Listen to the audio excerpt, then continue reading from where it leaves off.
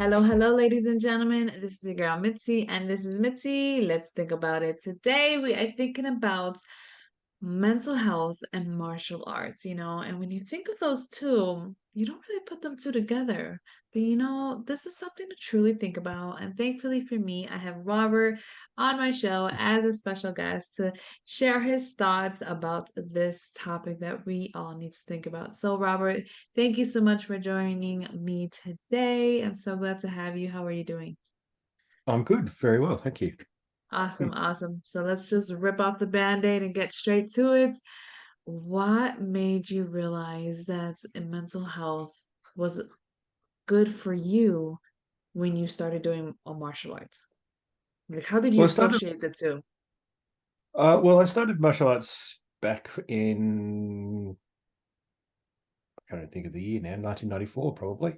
So yeah, Wow. quite a while ago. Although I haven't trained for that entire time, but I trained for 17 years straight from that point, Wow. and just it actually helped in a lot of ways. Not only was there the physical fitness, which helps and helps with just balancing, the neurotransmitters and hormones in the body, which then, helps overall, literally burns up some of those stress hormones, Yeah. which can help with, anxiety and the like. But the fact that I was, meeting the same group of people 3 times a week, we'd talk about stuff. Like I wound up knowing those guys better than I would, say I knew my friends because we would talk 3 times a week and, face to face and everything else and have our little chats and be involved in each other's lives, which was really good from a socialization point of view. Yeah. Uh, the biggest thing for me, obviously, was that a few years into training, someone else started training who became my wife. So Oh, well, look at that's that. Fancy that. yeah, so that's how we met. We met through martial art training, and yeah, we used to have every 2 years there would be a camp where we'd sort of go away for a weekend and do some advanced training, and yeah, it was during that we had sort of a literally deeping meaningful under the stars, and then decided that Mm. there was something there, and the following week went on our first date, and yeah, we've been together Oh, ever since. that is the sweetest story. That's like, oh, I Yeah, bumped into each other at a coffee shop. No, no, yours is nice. Like we were beating each yeah, other up and we fell in love. yeah, That is awesome. Well, see, you guys heard it first. If you guys want to find your match, your soulmate, go join yeah. martial arts. You might find her or him. Well, You never yeah, know, common right? interests. Right? Common interests are very Exactly. important for relationships. So yeah, That's true. But it sounds like hobbies, joining a group really yes, does in general, because maybe martial yep, arts you can't do that because of, physical yes, restrictions or, any health, whatever the restriction is, sometimes that's not the way to go. But it's nice to know that just joining a group, having that committed time and just conversing about life yeah, that right there really does help your mental health alone because like you absolutely. said, I absolutely agree. I think that's something that we all just need to think about, that's having that community. My question is, out of all of the hobbies that you could have chose knitting, you could have chose boxing, you could have chose Tupperwaring. why why choose martial arts?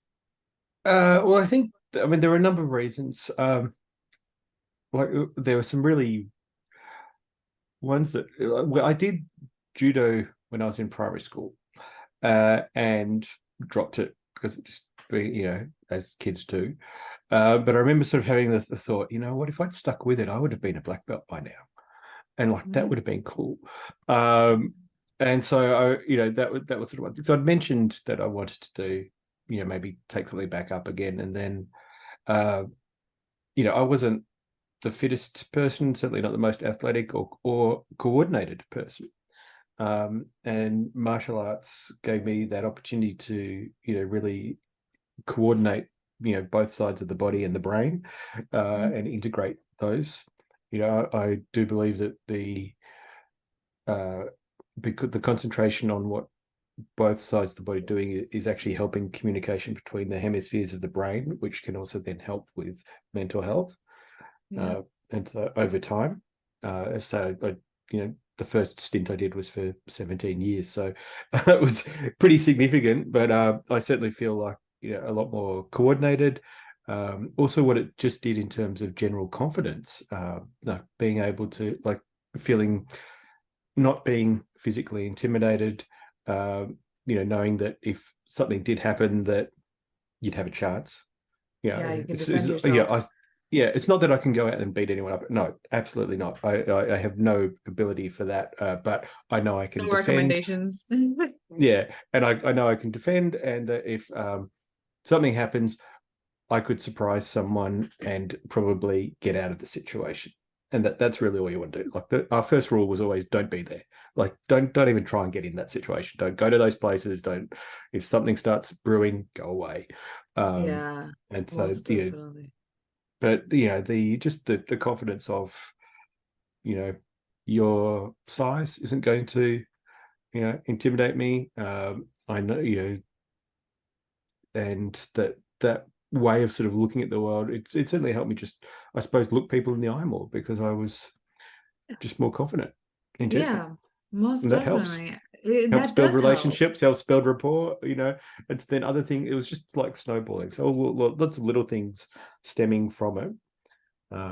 Yeah, I think those are all very good points, those benefits, because in the long run, that helps you become a very functional, successful adult, mm, because when you start at a very young age and you mm, carry those traits with you to adulthood, you start to rationalize, you see different scenarios differently, you see life differently, because not only do you know how to defend yourself, you know how to project yourself and handle yeah, yourself and manage yourself. That's self-discipline, I guess is a yeah. better term to say it, because sadly not a lot of people have that self-discipline. It's funny you No, said you're not supposed to go look for it. And mm, instantly I'm like seeing you going into an alley in a dark way looking for trouble. no, Like, no, don't do that, don't do that. no. I'm very proud of the fact I've never had to get into a real fight. So That's good. I was gonna ask you, did you actually ever have to use those moves?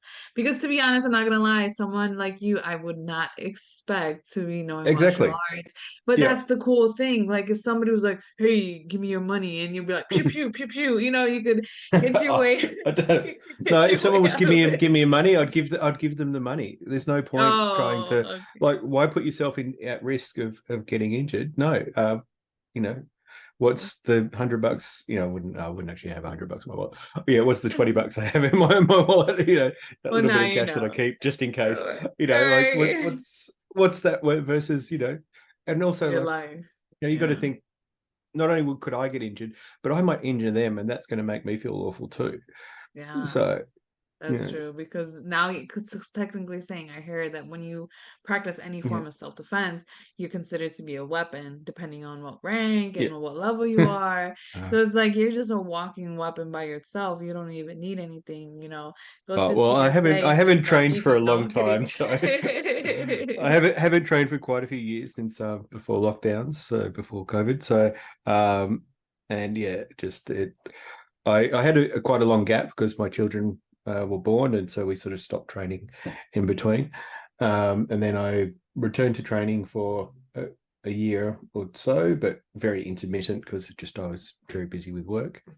And then yeah, then I've started doing a PhD, so my time is not very good at the moment. So I try to also do write books as because Oh, that's I my know relaxation. you're And you're a so busy yeah, man. I know. yeah, I was reading up on it, and my yeah. little birdie told me that you're just a trick of all trades. Mm. You're with the school system. I mean, you're Yep. publishing and you're getting your PhD. But one thing that fascinated me, that when she gave me her little notes on you, your little keynotes, was that she said that you have a phobia with jewelry. Is that Yeah, true? that is true. Oh my It's goodness. it actually has If a you don't name. mind. It's cosmemophobia. So it's actually got a name.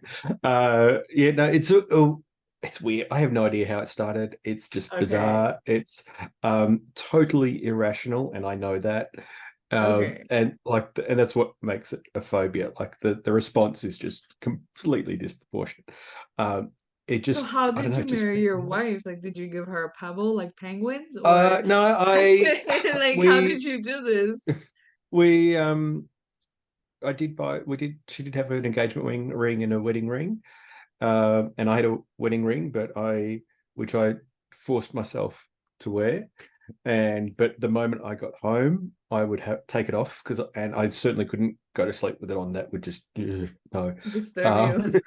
yeah, and just at when COVID hit, like so, I wore it for 17 odd years, and then yeah, COVID hit. And somehow in moving between and all the issues, I somehow lost it. Like, and it was Oh, is this is not a I've got a phobia, I'm going to secretly lose it. This was I genuinely have lost the ring, and so now I don't wear one. Um, but yeah, but she and respects it though. She understands. She's not one of yeah, she those women understands. that wears lots of jewelry anyways. No, no, but That face when you she made. when she does wear jewelry, it's like okay, well, I'll just be an extra little bit, a little bit of distance. Goodness, But Robert, you're so it's funny. it's so bizarre. Like my daughter, like when she was much younger and would do like the threading thing on, a piece of string with the blocks and stuff. Yeah, fine, I'll do that with her, no problems. The moment she tied it up and put it on as a necklace, I backed away. Like Hmm. it's just, or when I was teaching at a girls' school and there was someone had lost a necklace had fallen off and someone had put it on the front bench.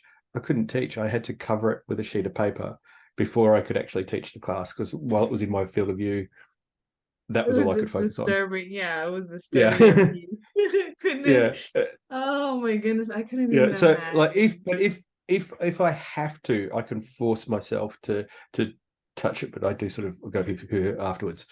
But yeah.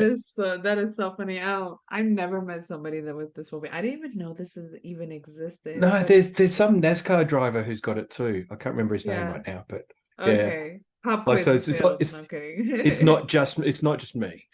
Okay, cool. It's not just you. It's like a handful of people, no, Yeah, across the world. there's yeah. And like as I say, it's mild because it's not totally, it doesn't stop me doing anything. It's not really affecting my life in any way. So But can it's you talk? just Because I've met some people that have a lot. Like, oh my goodness, it's a lot. Even I was just like, oh, that's yeah. you have to put all of that on, like layers and Yeah. rings on top of It, rings. Like when you have to interact with someone like that in public, like, are you just automatic disgusted while it talking? it's no, it's more that I tend to focus on it. Like so I tend to spend more time looking at the jewelry than looking at them, and so it's sort of it's just distracting for me. Okay. Um, yeah, I say totally irrational. I have no idea. Like there was no incident with anything. It was just Okay. yeah, it's just totally random. I don't know how it developed, but it's definitely gotten worse over time.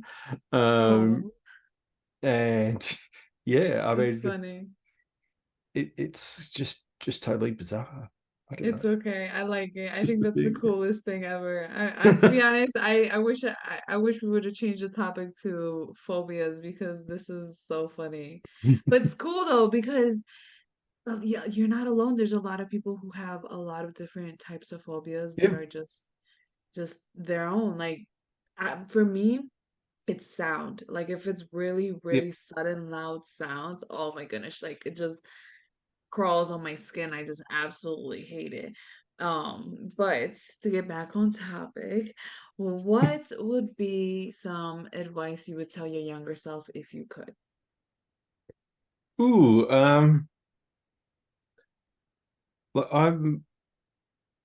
I've come to accept that the negative things that have occurred in life are part of a journey to get you to where you are. So just basically be happy where you are, and just keep moving forward. Like so, I am a firm believer in a growth mindset that just because this is your ability now doesn't mean that's your ability in the future. I wouldn't have done as much study as I have if yeah, that was the case or wasn't the Yeah, case. And yeah, just keep persist. Short version. awesome. That's good. I mean, there's no wrong answer into saying that because No, it's you telling yourself, you know. I mean, everyone that I've asked this question to so far has said something slightly different and slightly similar all at once. And it's nice because it just shows the stage of life that, yeah.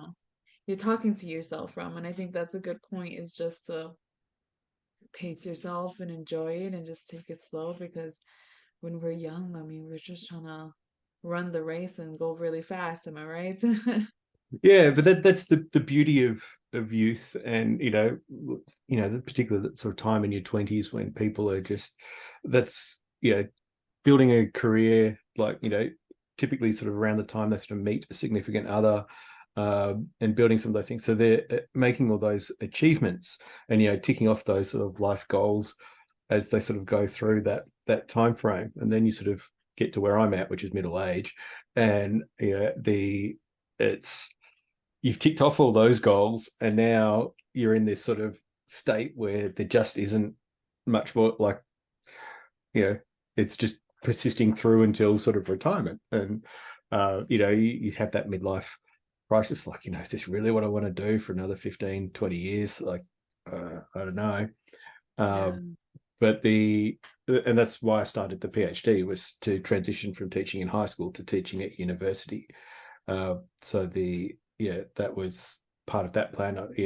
But it's also been a really good growth journey in terms of thought development and things too. So I'm really enjoying that. And then yeah, I mean, one other bit of advice I might give myself was that, so in terms of understanding the meaning of life, that wonderful sort of thing.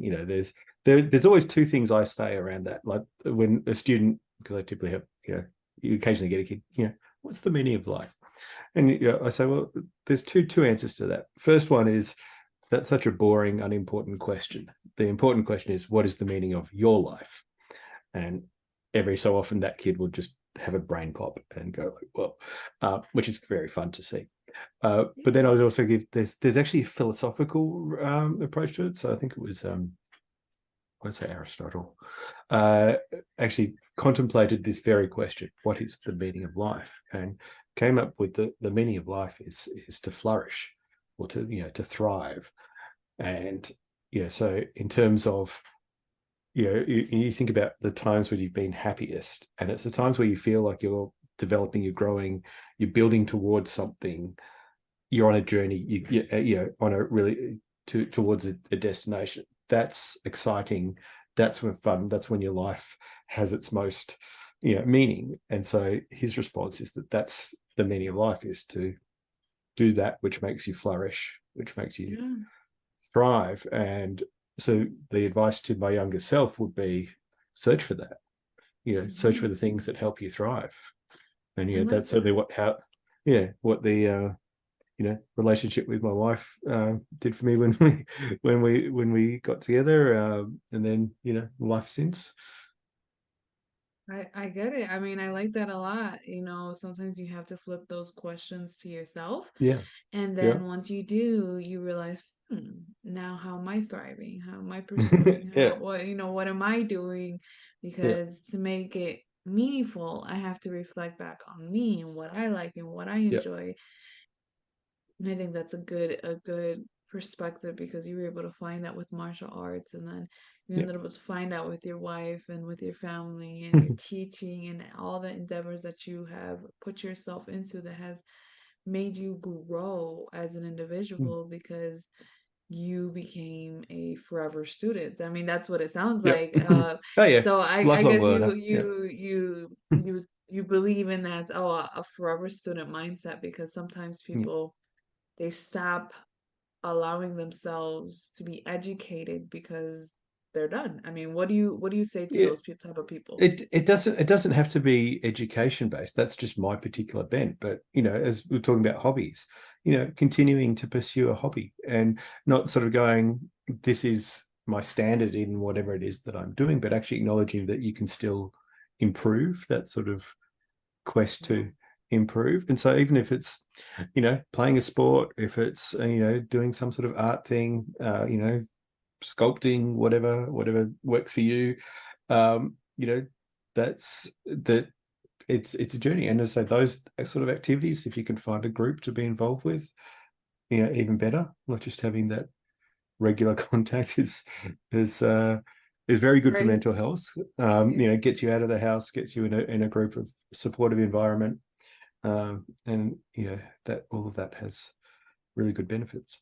Yeah, most definitely. I mean, you can only talk to your fern plants for Yeah. so much watering it every single day, and you can so much talk to your animals and Yeah. pets for so long before you start realizing, like, you know what, I need real communication. I need Yeah. real human contact. And then we gotta really push ourselves out there because I think anxiety is crippling, and I think people live too much in their minds where when they have to face reality, it becomes crippling. You know what I mean? Basically Yeah, just crippling absolutely. because their imagination has made life seem a lot worse than what it is. I mean, what are your thoughts on that? Absolutely. So yeah, I mean, obviously the main symptoms of many mental illnesses include, social withdrawal.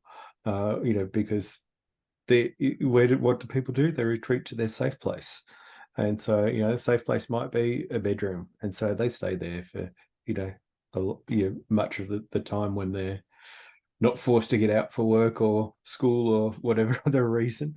And that's I think, but it is important to develop those safe places.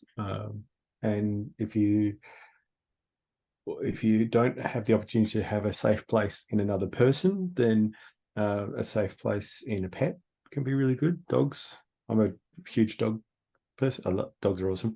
And they can act as that secure base for you, and they'll give you the affection and the consistency and the all the good things, the positive regard that you need to thrive.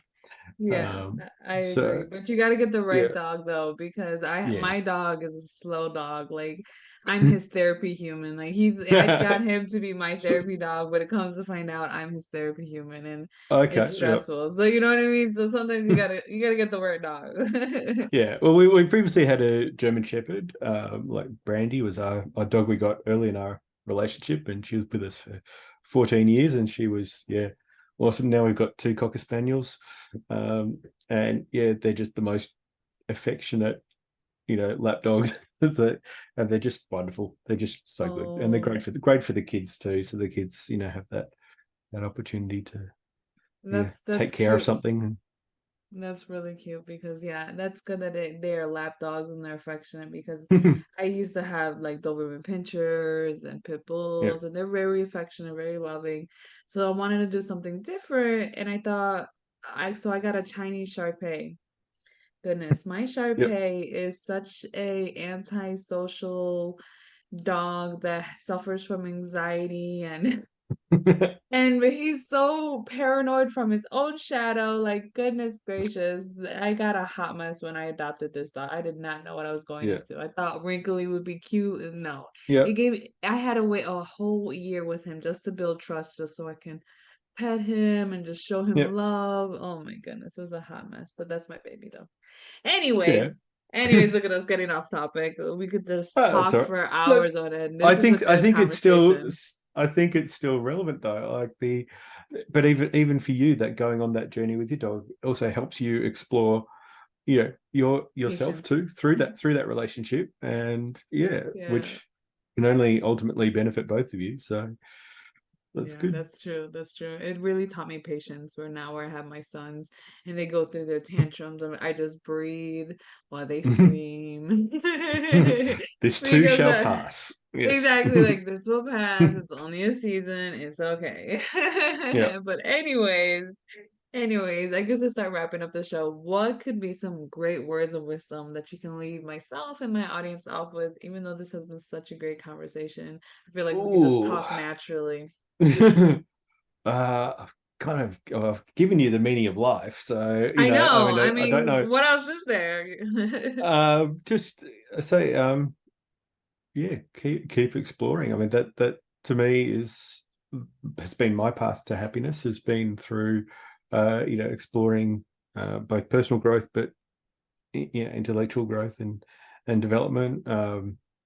continue to build those relationships. I've Yeah, and community relationships too. So like I've started or returned to chairing a local writers group, and that having that involvement with a relatively small group of people, like we get about a dozen people maybe there, but we get to meet monthly and talk about writing, share our passions, and but that's a really good sort of and when I sort of go out to the local shopping center, it feels like every time I go out, I meet someone, or at least one out of three times, I will see someone I know, because I've got those community sort of links, and that feels nice. It feels nice to be part of a community, part of a group that you have some sort of yes.